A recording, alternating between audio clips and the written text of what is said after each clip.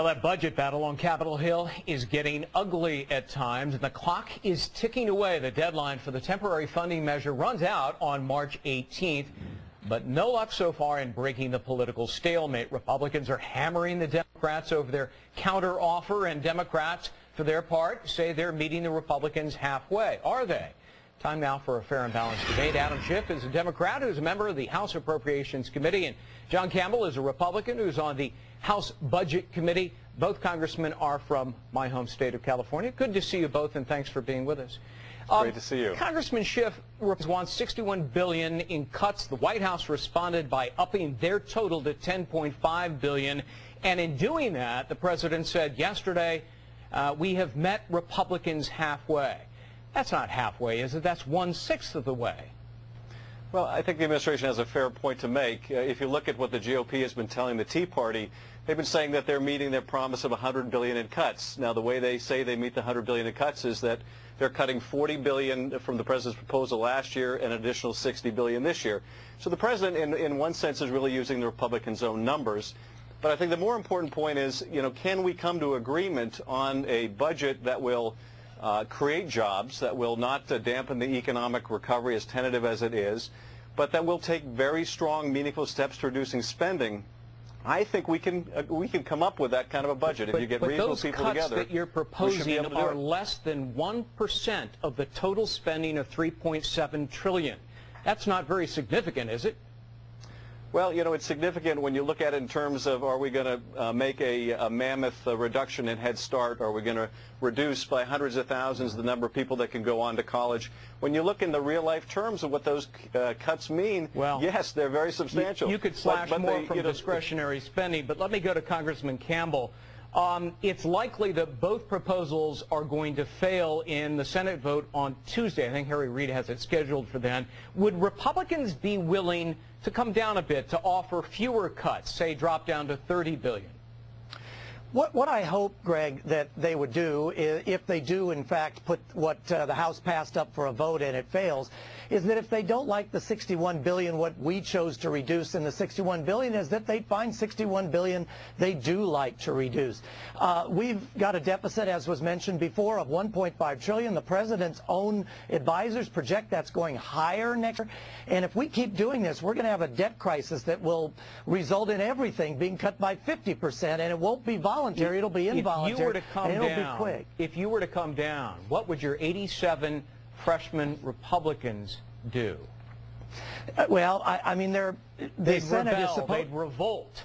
Yeah, they probably would. The Senate is going to put up this $61 billion, and they're saying it's going to fail. We could certainly put up a smaller amount in the House and watch it fail as well. So we can both do that and play that game. But I think in the end, what we ought to be doing is going for a larger number and arguing about what's in it. Talking about what's a part of it. But we've got to make some substantial reductions here, or we're heading this train right off a cliff. Congressman Schiff, your Democratic colleague Jim McDermott said today that Republicans only care about creating chaos and bringing down the president, even if that means destroying the recovery and the U.S. economy. You want to call him out on that? You don't agree with that, do you? I don't think that's true of most Republicans. I mean, there certainly have been some in the last several years that have said things like, health care can be the president's Waterloo. If we can beat him on this, we can beat him in 2012. And undoubtedly, there are some who share that view in terms of the budget and the spending cuts. But I don't think that's true of a majority of Democrats or Republicans, that they want to make this a political football to the detriment of the country.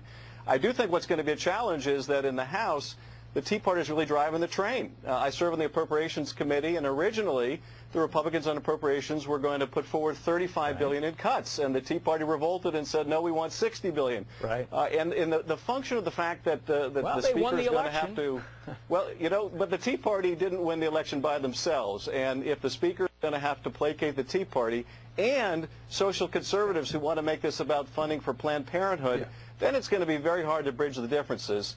I was referring to the 7 freshmen, not the Tea Party that won the election. But Congressman Campbell, you're never going to make a dent in the deficit, probably, until you make cuts and adjustments in the entitlement programs, engage in meaningful reform there. And yet your party, the Republican Party, hasn't proposed any of that. Why? We're going to get to that. Let me respond briefly to what Adam mentioned. It wasn't, as you said, it wasn't the Tea Party that revolted and didn't vote. It was members of Congress, including this one. I didn't vote for the $61 billion because I didn't think it was enough. I thought we should have gone to $100 billion. So it's members of Congress that are pushing this to get more spending cuts. But you're exactly right, Greg. We can't stop here. We've got to get into defense, in my opinion. We've got to get into the entitlements. We've got to get into everything because the deficit is so huge. What Democrats propose, Congressman Schiff, utterly ignores the recommendations of the Debt Commission that went to a lot of trouble and expense and effort to come up with what a lot of people think are very good suggestions as to how we can fix the economy, the debt, and the deficit. Why would you completely ignore that in what you're proposing? Well, Greg, I think when you point out the fact that we're going to have to deal with the entitlements if we're going to be really serious about dealing with our long-term fiscal health, I think that's exactly right. Now, I think that both the President and the GOP majority have not wanted to be the first to put the proposals on the table because historically when you do, you get your head whacked off. I do think the way that we're going to settle this is, getting reasonable people in a room together from the White House and the congressional leadership and agreeing on something that makes sense. And you would agree that that is not showing leadership from both parties, including the President, correct? I don't think we've had leadership from both parties. I think that's a fair statement. The President and Congress need to come together. The proof will be in the pudding. I'm still optimistic that the President and the congressional leadership can make it happen. The good news, Greg, is it's not rocket science. I mean, there's a discrete menu of options, none of them all that attractive, but small changes will go a long way. And I do think the President is right. They're going to have to hurt people and their programs, and they're going to have to be weaned off those programs, and it's going to be tough love. But I guess it's got to be done. Congressman John Campbell, Adam Schiff, thank you both for being with us. Thank you. Thank you, Greg.